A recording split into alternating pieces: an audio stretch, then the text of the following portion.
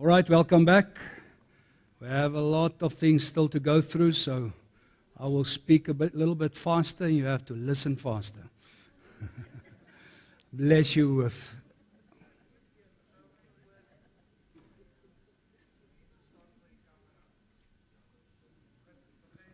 Okay, don't stand in front of the camera. Welcome back. Let's go for it. There's a lot of info, and we bless you that you have an open mind, that you can remember. And this information is so powerful, and you will need it not only for yourself, but to help other people. Because there's a lot of people you need to minister to and help and guide and counsel. And so allow the Holy Spirit to write it on your heart. Number 3, the few facts concerning the choices of marriage partners. Some of it I've already touched on. The first one I say, we seek partners who have the same kind of positive and negative characteristics that we have. Birds of a feather flock together. So we tend to first look for someone that's the same race, same background, same religion, same education, same vocation or geographic situation. So our brains, first of all, when we scan through many people, because your brain is always scanning through people, especially if you seek a partner, you tend to want to find someone that's very like yourself.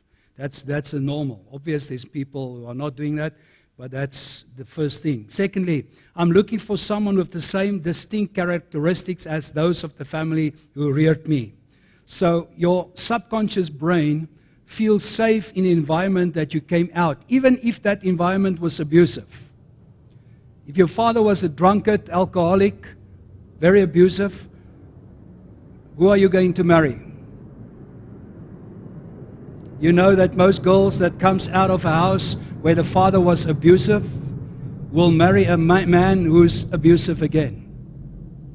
Because their subconscious brain feels safe with an unsafe person.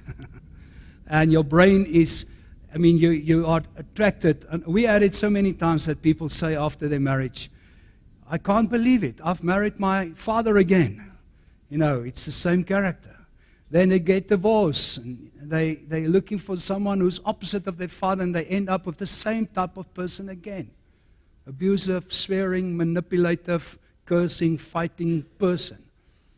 Because your subconscious brain is not healed. There's still emotional healing that you've not received. Because of that, your brain is looking for some fix.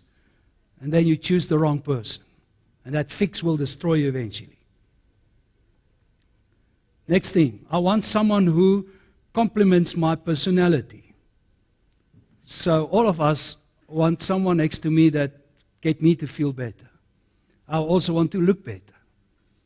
Just when my wife is next to me, I look so beautiful. So we want to be complimented, but you are looking at someone who can really round you off, that you feel whole, complete, complimented. So you're looking at someone that can support you in some way. And that's normal. Next one, your subconscious wants to recreate your childhood years through your marriage. You'll see this one, and the next one is very close, but this one says that there was a lot of good memories in my childhood. So now I'm looking for someone who can give me the same type of experience of good memories I had in my childhood. So your brain is actually looking for someone who can take you back to good memories in the past. The next one is the opposite. Your subconscious tries to recreate the circumstances of your childhood in an effort or hope to change them. Now you marry someone like your father, who you hate, with the hope that you're going to change your father with this man. And you will never do that. But your brain, all your life you wanted to change your father, you could never do it. Now you marry a guy like your father and you hope you can change him. And again, it ends up in destruction. Next one, people often transfer the feelings they have towards their parents to their partner. So we choose someone that's like my parents or who's completely opposite of my parents. All depends where the pendulum is swinging. Most people tend to choose someone like their parents because that's the place of safety. And if your parents are not godly, healthy, balanced people, then you choose a sick person. Your subconscious confuses your partner with the parents who reared you. So in that case, you are looking actually to marry your mother or your father, and or the one they've never been. And that way, we already touched on homosexual relationships. That's in some way the same. You want to fill the void of something you never had with that person that you are attracted to. And so many times people are marrying just a mother or a father. And they will actually say it. They'd say, oh, my hubby is like my father. You know, I feel safe, you know. I never had a father, but he's now like a father. And I mean, if you marry your father, the relationship will never work. You have to marry a man, a real one. He cannot be your father, or you cannot marry your mother. You find this young, I actually have a picture. I'd like to show you that. It's shocking. This young little, about 16-year guy, married, this is their wedding. This young guy, I mean, he's a thin little guy, 16 years about, and this old, big, fat lady, I mean, she was big, and she's about 50, 60, standing, and they two are getting married. I mean, it's shocking to see this. A little young boy married the old, it's my age, it's not old, it's very young. But she looks very old. But that you find in many places where people marry someone because they are looking for a father or mother to fill that gap. Your subconscious thinks your partner is someone who fulfills needs from your childhood. All people have unfulfilled needs. So the problem is, if your needs are not being healed or fulfilled before your marriage, you will try to find someone to fill your needs. And normally that relationship will become destructive. Now, if we go through this, you'll see it's really like a pothole road. To get the other side of making a right choice is very difficult. Because your brain, your subconscious is so full of wrong things that to make the right choice with this wrong mind is really difficult. That's why you need to be restored and healed before you make a choice. Especially if you've been divorced, you went through painful marriage relationship, and you want to make a choice again. You may not go into any relationship before you are completely healed, because you're going to choose a wrong person. I can promise you. I can put my hammer on the... If you marry someone without getting emotional healing, you will not keep that person. It will end up in pain. And we see it continuously. And we've counseled hundreds of couples. And some we win and some you lose. We generally overreact to those things which we did not receive from our parents to recreate the same painful situation. It's funny how your brain is working. That what your parents did, you either do the same or you respond to the opposite and you do the opposite. And instead of getting health and balance, you're doing it now right the opposite. I see it with raising children doing the same. You said, yeah, I will never raise my children like my father and mother did. You go to the other extreme. And you are just as wrong as they were. And so we tend to do that. Then the next one is very interesting. You get two types of people, clingers and isolators. Clingers, you know, they are like the creepy crawly. They suck to you. Clingers, unsatisfied needs of closeness and attention. Those are the people who always, they are sucking to you. They always want something to hold on. Then you get the isolators, keep everyone at a distance, fear closeness, are usually drawn towards, these two people, the clingers, the suckers, and the don't come close me, they get married. Why, I don't know, but they get married. And you find so many couples that the one of them cannot touch, hate touch, don't touch me. The other one cannot live without touch. And they chose each other. I mean, they both are sick, both need emotional healing, but they will choose each other and destroy each other eventually. People with low self-esteem marry people who have lower self-esteem. So if your self-image is low, you tend to find someone who also has a low self-esteem. The same holds for people with high self-esteem. If you have a very strong self-image, you are normally looking for someone also with a high self-image. So many couples are both very low in self-image. Opposites attract. We see that one example in the Bible. Domineering people marry submissive or passive people. Or people who were cared for will marry people needing care. So you get this. People who are dominating, who wants to control, will find someone who is passive, who wants control. Those who want to care for others will find someone who likes to be cared for. And total opposite, but they are drawn to one another, eventually marry. And then have a lot of pain. I project my suppressed grudge in my partner, expressed grudge. Quickly to explain that. You have suppressed grudge, say for instance, to your family. You hate them, but you never say that because you may not speak out how you feel about your family, your father and mother. Now you find a girl who will openly curse her father and her mother. Now you enjoy that actually because that's what you would like to do, but you may not do it, so you like and you are drawn to that person because that person is doing what you would like to do, and that's to curse them. So your anger, you are living out through someone else who are doing the same thing. So that sounds very confusing, but that is what some people do. People deny the pain of the past but choose the same again. 94% of all people will marry at least once in their lifetime. So we see more than 90%. Most people will marry at least once, and half of them or more will divorce at least once.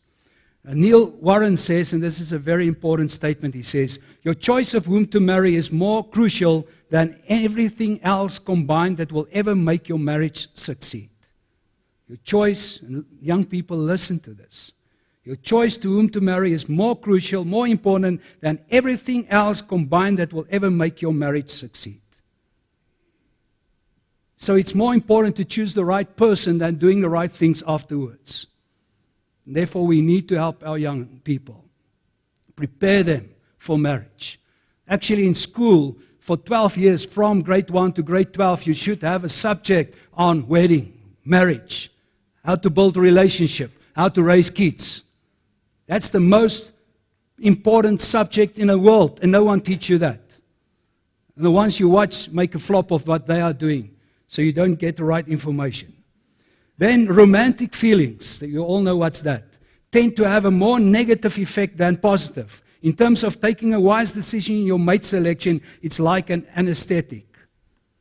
If you are in love, romantic feelings towards someone, your brain is not working very well. So you are attracted to someone because you are in love, and meantime that person will destroy you, but you can't see it because you are in love. And your in-love feelings is like anesthetic. It's like drugs. You are high on drugs. And therefore, that's the wrong place to make a decision. And I explain that a bit later. You need to get your romantic feelings to mature. 77% of men and 83% of women say that they marry for the sake of love. And half of them will divorce eventually and say, I don't love you anymore. Or I never loved you. But people, if I ask the young couples always, why do you want to marry each other? First thing they say is, oh, we love each other so much. I say, that's not a good answer. Let's get that out of the way. You may not answer that. All right, tell me again, why do you want to marry this person? Now it's difficult. I can't use the word love. Why would I like to marry this person? Because that thing that you call love is just either your testosterone or some chemical reaction in your brain that's driving you. And you think it's love. So we need to get that out of the way, that you can make a decision that is based on facts. You either must say, God led us into this. I've got confirmation of God that this is God, and she has it, and we know this. He's been called by God. He's been confirmed by people, and everything has fallen in place. We are fitting together. We are sharing the same things. We have the same vision, same passion, and we know God is in this. That's a good answer. But we love each other. That thing, love, will not work. A week after your marriage, it float away. Obviously, we love each other. But now I love my wife by choice, not by feeling. And when I love her by choice, it becomes a feeling. And I enjoy that feeling. But it's first of all a choice.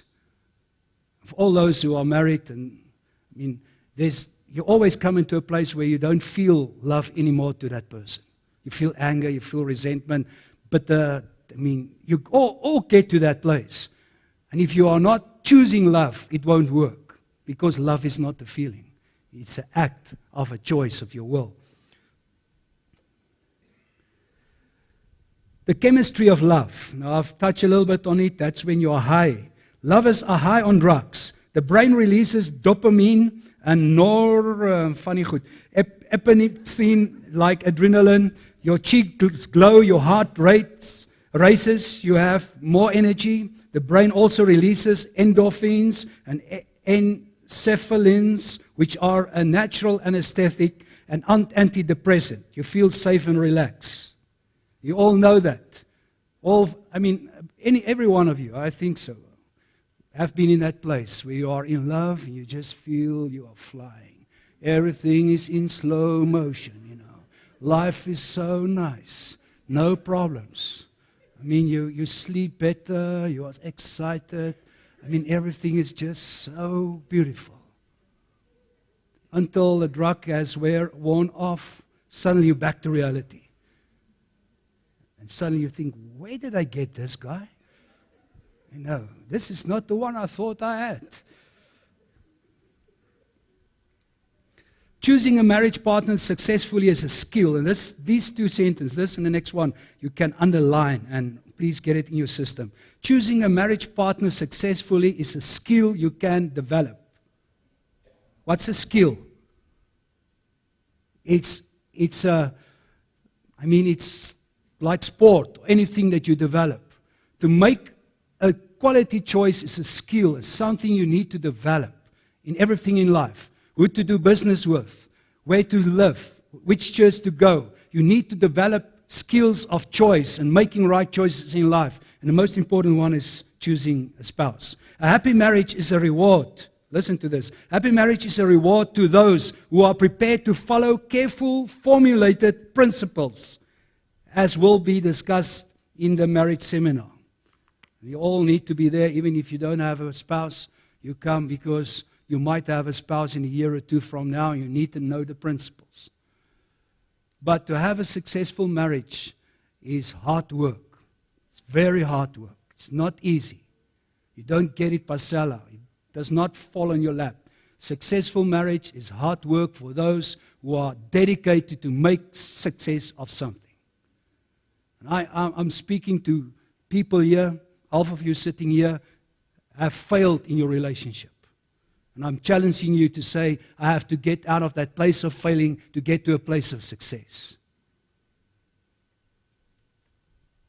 And I move around many times among people, among non-Christians and Christian people and church leaders. And I will observe. I like to scan people and read their brains and see what's going. Even relationships. We sit at the restaurant and I check that family. And you see the husband touch his wife's hand. You see the children come and put their arms around daddy. And you pick up all the little things. You can see the dynamics, the relationship, the way they communicate, the way the children honor their parents, the way the wife honors her husband.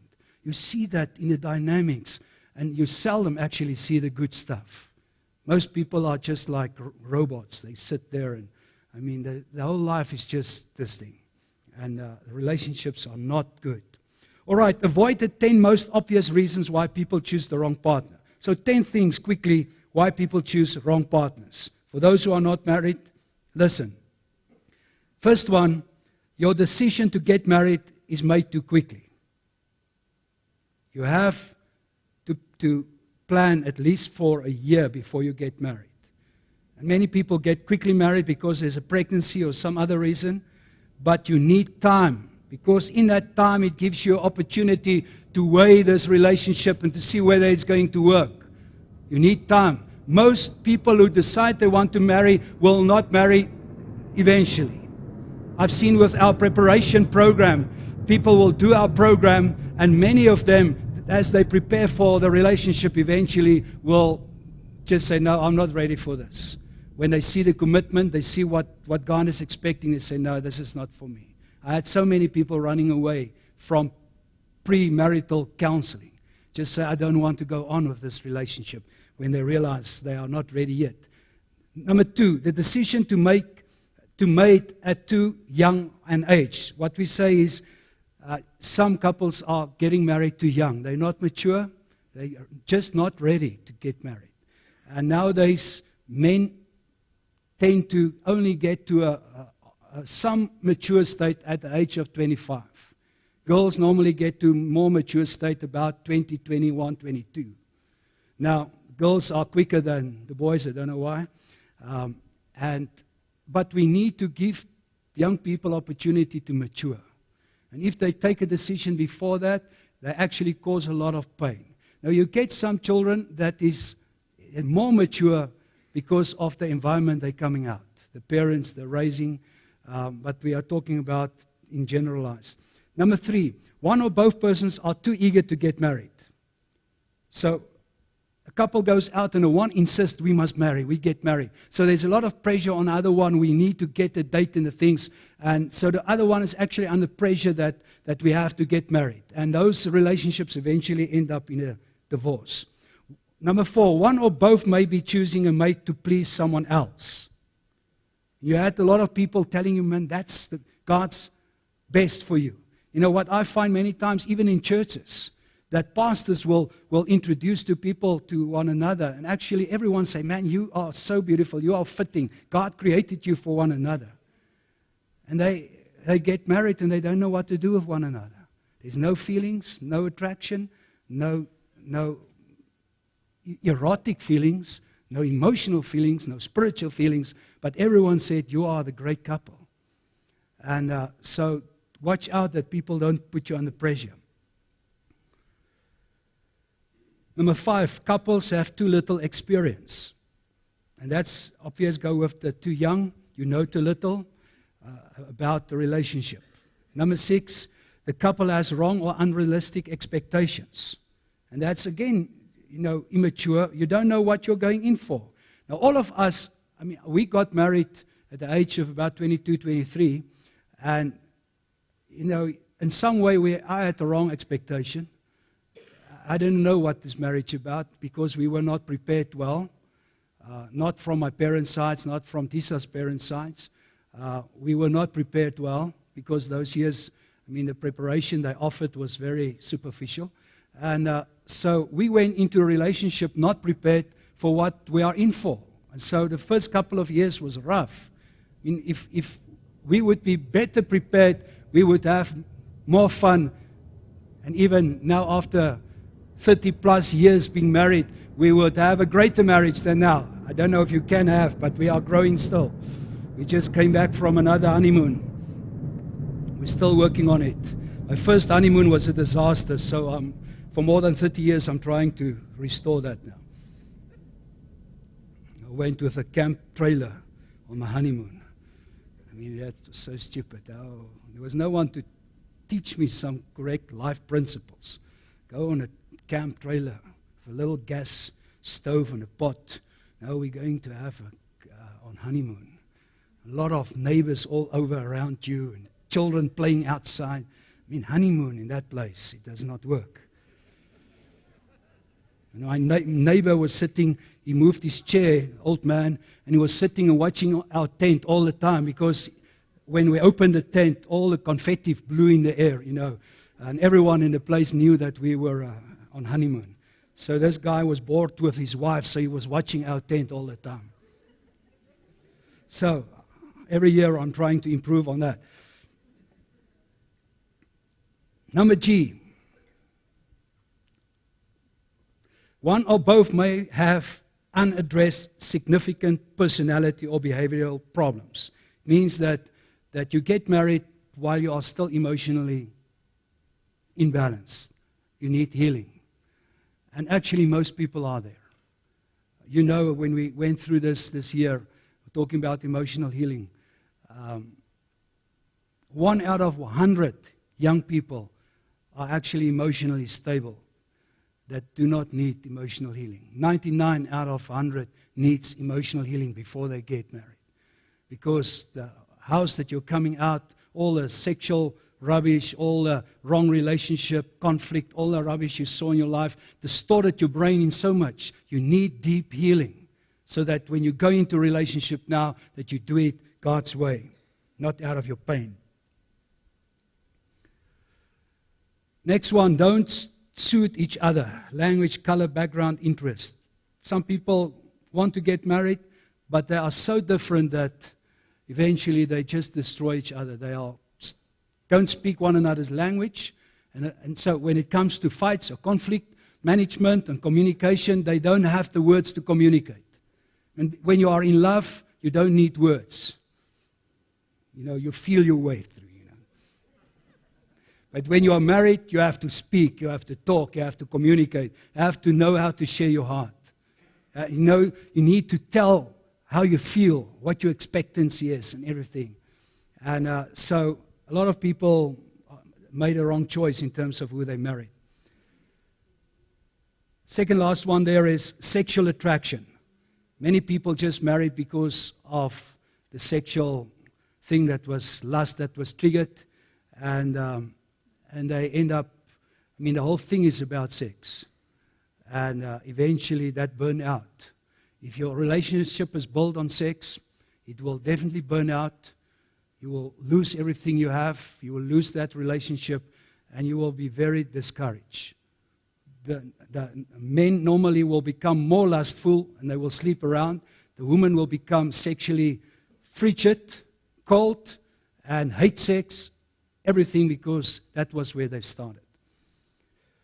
Last one, they are running away from home parents. Couples who just marry because they want to get away from father and mother.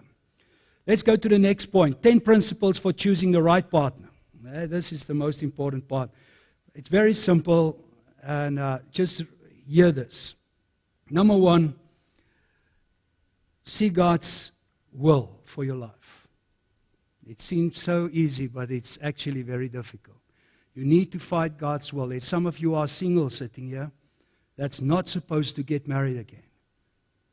But the fact that you always say, I want to get married, is just because you are emotionally not healed yet. And now you want a husband to fulfill your emptiness. God wants to fulfill that through His healing and His presence. I know singles don't like to hear that. They all want to hear a prophetic word. From a year from now, you will have a husband and so on. That might be for some. But many, many single people and divorced people must not get married.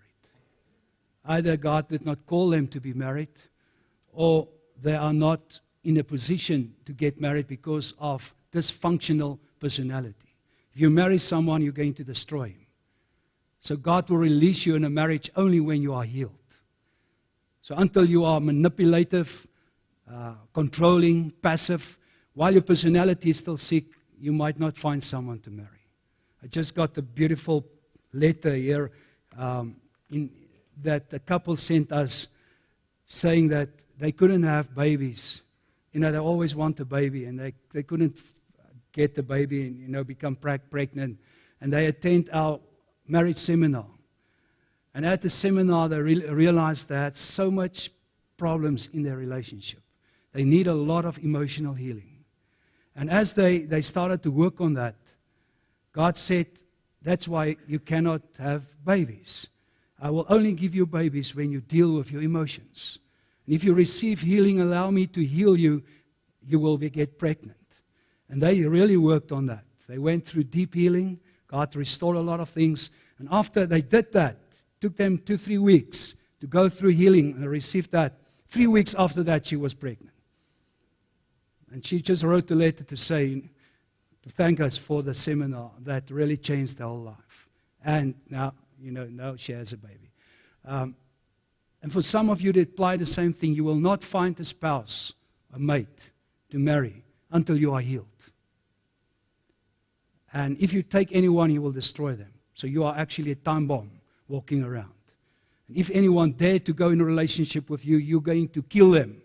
So stay away from them until you are healthy. You need to become emotionally restored. So what is God's will for you? You need to find that. Get peace about it. If you have a promise in your heart that God says He's going to give you a husband or wife, it's great. Then you hold on to that promise. And in due time, it will come. Please don't go around and tell everybody, my husband is on its way and this and that, or make excuses. I make all these mistakes is because I don't have a husband yet. If you are a half person, a broken person, you cannot marry a person. Two broken people marry each other, become a greater mess. Two whole people who are complete in Christ, who marry, becomes a one great unity. You can only marry someone when you are complete and healed. And that's why we need to prepare our young people. They need to be complete, healed, emotionally, matured, before they can get into a relationship to marry. Obviously, we are never finished, but at least you need to be at some level. So number one, find God's heart. Spend time with God. I see it with my oldest son, because he's not married yet. I just had a conversation with him this week, talking about his future and so on. And he spent a lot of time in praying about his future and praying about the type of wife God wants him to have. And he spent a lot of hours in that, finding the heart of God in this. Because he has a whole list of what this wife must be able to do. And she will come to fulfill that. And I know it will. And so his responsibility is to bring it in the presence of God. And it will come. So first of all, you start with God. Number two, develop a clear mental image of your ideal spouse. So you need to develop a picture, what you believe God is showing you about this person you want to marry. And therefore, even as your children are small, teach them and prepare them that they pray about who I'm going to marry and how this person must look like. What type of characteristic and lifestyle and personality this person. Prepare your kids all the way as they go up, because they need to develop a picture of this person that God is going to bring and fulfill in their lives. Number three, find a person to love who is a lot like you. The more the person you find is like yourself, the easier the relationship. Remember, you can marry 100 people. Not at the same time. 100 different people. And even make it through that marriage. And that's what the psychologist, the sociologist says. Each one of you are adaptable to 100 other people. And you can marry 100 people, different people, and you can survive that relationship. For us who are Christians, say, all right, among that 100 that you can be adaptable, there's one that God has chosen for you. And now you better find out who's that one. Not everyone you fell in love with is God's choice. So a dangerous thing, young people, listen to this. A dangerous thing is when you fall in love, that's not necessarily God's choice for you. The feeling of love doesn't mean God is in it. It only means that your chemicals is being activated in your body and you are dangerous now.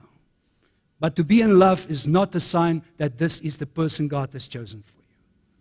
So we need to prepare our children for that and help them.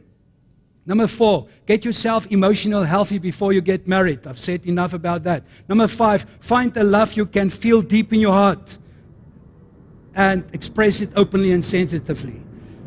You need to find a person that you can feel, I can love this person with everything in me. Spiritually, emotionally, sexually. Don't be so spiritual. You get these people, God said we will get married. And then when they get married, there's they don't want to touch each other because they have no feeling for one another. You need to develop spiritual agape love, phileo love, that's friendship love, eros love, that's sexual love. All three of those loves must operate.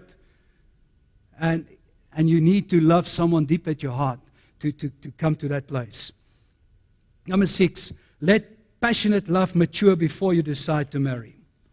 It means that passion, that high feeling, that drug feeling that you are flying must just come down before you decide are going to marry this person. Number 7, master the art of intimacy.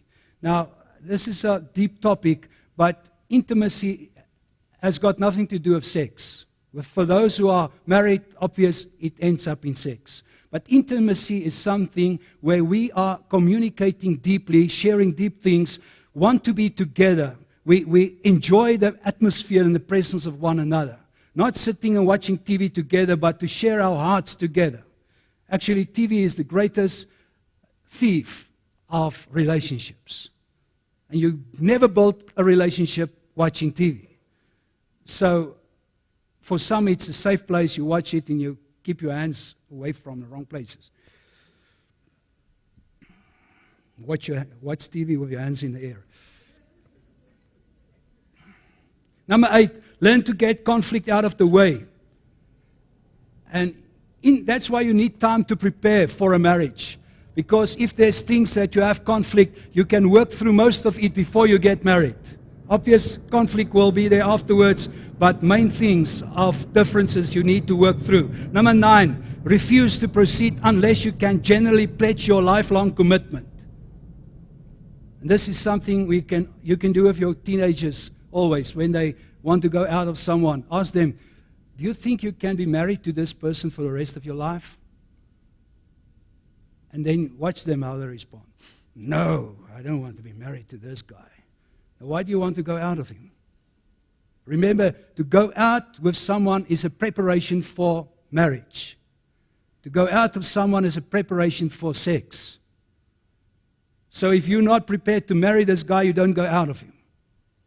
Now, that's another topic as we prepare children in terms of relationships. Number 10, celebrate your marriage with the full support of your family and friends. And as if it's a second marriage and third marriage with your children and stepchildren. If your family and friends are not okay with your relationship, then there's something wrong. Again, I think of that person last year that I said, you cannot marry this guy. No one around them in this church felt it's the right choice. And still they said, we want to get married. And when you make the right choice, those who have God in them at least will agree and say, we have peace that what you're doing is from God. So you always want the blessing of those around you. Now, quickly, just the last few things. There's a filter theory, that picture of filter theory. It's going to a place of marriage. When we start looking, your brain is always looking for relationships. It's scanning through hundreds and thousands of people. So the first scan is people, social and economic filter. You're looking for people with the same background than you, same type of lifestyle than you. So you are attracted to them first of all. Then the second filter is the same interest in characteristics, sport, background, things. So you are filtering now from a wide choice of, let's say, 1,000 people that might be the same. You are coming now to 100 people or 50 people who are sort of doing the same things that you like. And you have a lot of things you are sharing. And now it's still working now, point where you are filtering out people that you don't know will not work. And now it comes to, you get to personality qualities to fulfill my needs. You are looking for people, you end up, you might have 3-4 good friends of the opposite gender, and your brain is still seeking and see which one will really fit my life. And your brain is always trying to focus on someone who is the best in terms of the person. Now, for us who are Christians, it's so important to have God in this all the time. I remember the first time I saw Tisa was at the camp, church camp for matrics, that we were leaders there at the camp. And Tisa came from another university from EngMod5Ses1b in Bloemfontein. She had this orange, Free State top on, and she came in. And I walked in, I asked the guys, who's that girl? They said, no, they've never seen her. I had another girl next to me that I was supposed to go out with. All the time I was watching this girl with the orange, And at the end of this whole week camp, at the end of the camp, I was sitting next to her.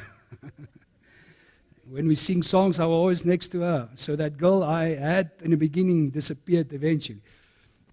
But I remember when I visited the first time and took her out the first time, there was something in me that says, this is God's choice for you. I had a confirmation in my spirit because I was praying, Lord, show me my wife. And she was praying the same thing.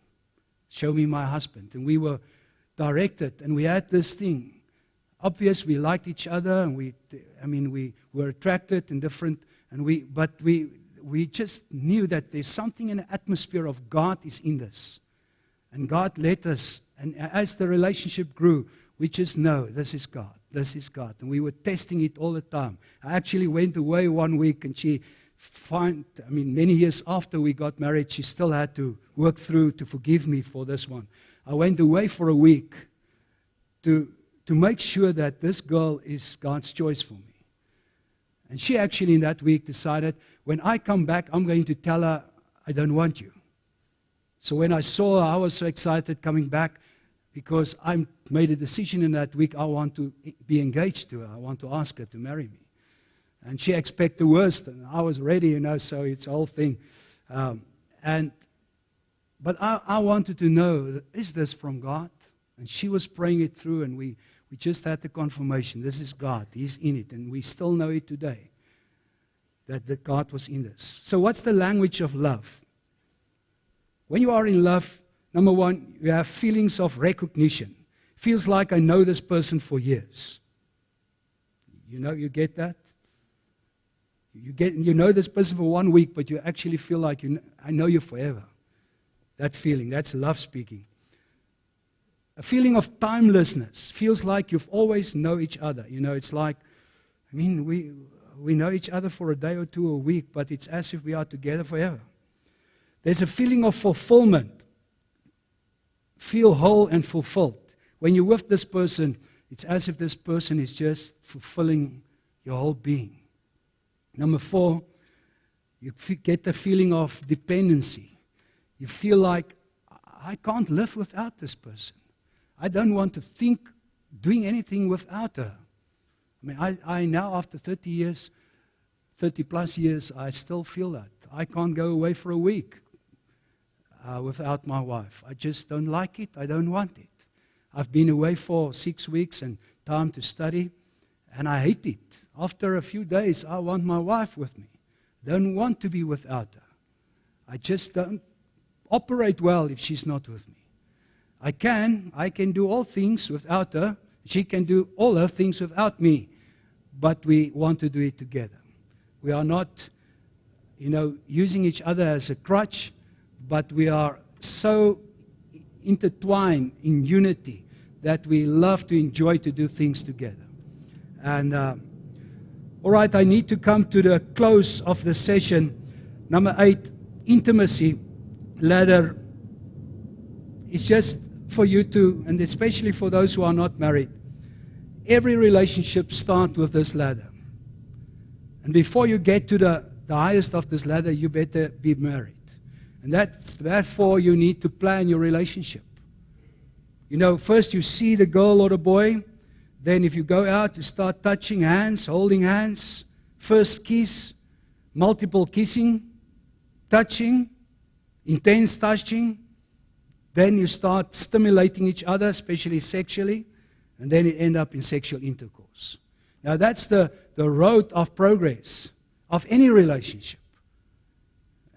That's normal. But if you climb this ladder in your first night, it's gone with you and the relationship. And that's what the world is actually trying to do. I mean, the people are going out and they climb the whole ladder. And this ladder is supposed to be climbed in 1, 2, 3 years before you get to intercourse. And therefore, I need to plan my relationship. Because what I do now is a preparation for the next. And our system worked like this. If I climb the first ladder, tomorrow night when I visit again, I don't want to be that, so I want to get a bit higher. And every time I want to go beyond that. And our whole system is always, I want more. And I explain that in the next paragraph. So the importance of planned courtship, and this session is not for that, but I would love to explain that we need to teach our children to plan their relationship, their courtship, to extend it to a way where I will not end up in a sexual relationship after a week while I can't afford to get married within 2 years. God gives us self-control, drive the car with the brakes on. Now that means actually this car must go very slowly.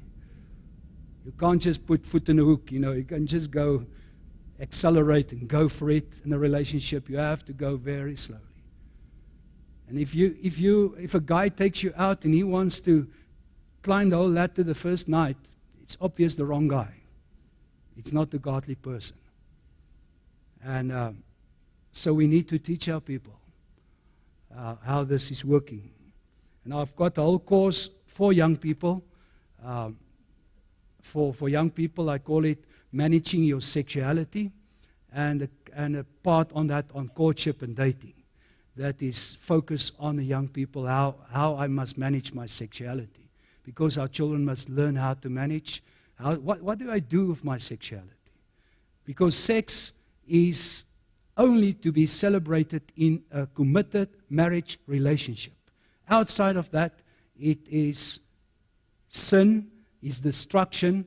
Actually, it's not only that you pick up germs and sickness and diseases, but you pick up demons. Sex has a lot of demons outside of marriage. And when you are getting involved in sexual activity outside of marriage, fornication and other playing around, you pick up demons and sickness and diseases. Sex is only for married people. I hope you heard that. It's not me saying it. The one who created us said that. So principles for relationship growth. The percentage of sexual intimacy must be in relationship to the percentage of love and commitment, which is already present in a relationship. So that's always a problem with relationships, is to how do I manage the sexual thing that's always growing. The law of weakened response. Listen to this. This is a law, and that you need to understand that scientifically this means that in order to have the same effect the second time, there must be more input and power in the cause than the first time. In a relationship, this means that the initial feeling of electricity the first time we held hands disappear.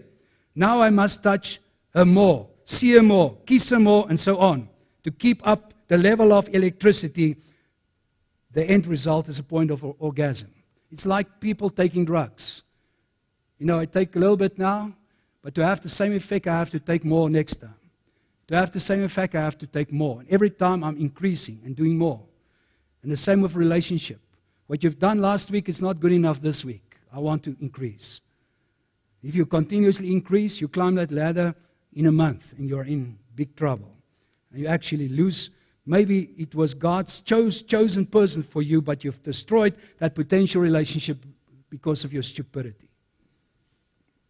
Both must decide together how far they must go and set the boundaries. Last few minutes, a typical deception image that I've given you there. I'll quickly go through this. In the beginning, Sarah and John, you see them stand in front of the altar. They think they suit each other perfectly.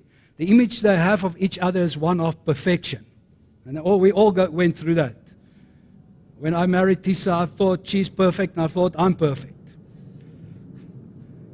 The second picture, everyone carries with a lot of characteristics and habits. They try to build a relationship on attitudes and expectations. Of these attitudes and expectations. So you see, every one of us bring a baggage of stuff with race, culture, nationality, religion, parents, quarreling between brothers, sisters, wounds, fears, judgment, failures, dreams, and so on. All the rules, I bring all of that into this marriage bed. We think we are perfect until we discover it's not so. The third picture. The closer we come to each other, each thinks that the other has all their faults and she is perfect. So suddenly I discovered this person I thought is perfect, he has a lot of mistakes and problems. Instead of both realizing that they are now perfect, not perfect, they withdraw because of the hurt and erect a wall of protect themselves. And you see it with couples. They start building a wall between them. Now, what happens? Each one starts doing their own thing. He has his meals, his golf, work late, watch TV, read his paper. She has her girlfriends, spend time on the phone, do shopping, the children, hobbies, tea parties. So she's starting to develop her relationships, and they start living away from each other. And the wall between them becomes bigger, bigger, bigger. The marriage does not feel good. I'm married to the wrong person. God did not join us together. That's a typical feeling you get, that something is wrong with this partner of me. One or both start to look at the ideal partner who can meet their needs. And I find it with many couples. When you counsel them, they think, I've made a wrong choice. Somewhere there's another girl that's better than my wife, or another husband better than my husband. If God is not allowed to empty their hearts of the negative things, then a second marriage will have the same results. So you come to this place where the wall is being big, and now you idolize about a relationship somewhere else that can fulfill all your needs. In the meantime, you sit with the right person, but you both are imperfect and you're destroying each other because of a lack of knowledge, lack of skill, a lack of principles in your life. And then the good news, there's only one answer to any relationship: exchange the dividing wall for the cross of Jesus. Now, it means that any broken relationship can be healed through the cross. Even if you made the wrong choice to marry the wrong person, through the cross, God can heal it and make your wrong choice the right one. You've heard that? Maybe you've married the person because of sex, or because of money, or get out of the house. Maybe you don't know why you've married this person, but it's for all the wrong reasons. In Jesus, with the Holy Spirit, that wrong choice become the right one. And He can heal you completely and restore you completely. All right, now you're back in the groups. I want you to just be sensitive, praying for one another. For maybe your marriage that you are in, or for one you are anticipating and hoping to have. Or maybe just for your singleness, that you can enjoy your singleness. Paul reckoned that to be single is a higher calling and better than to be married. So don't see marriage as the ultimate. Singleness can be a higher calling and more fulfilling calling than marriage, if you are called for that. So share that, pray for one another. See you next week.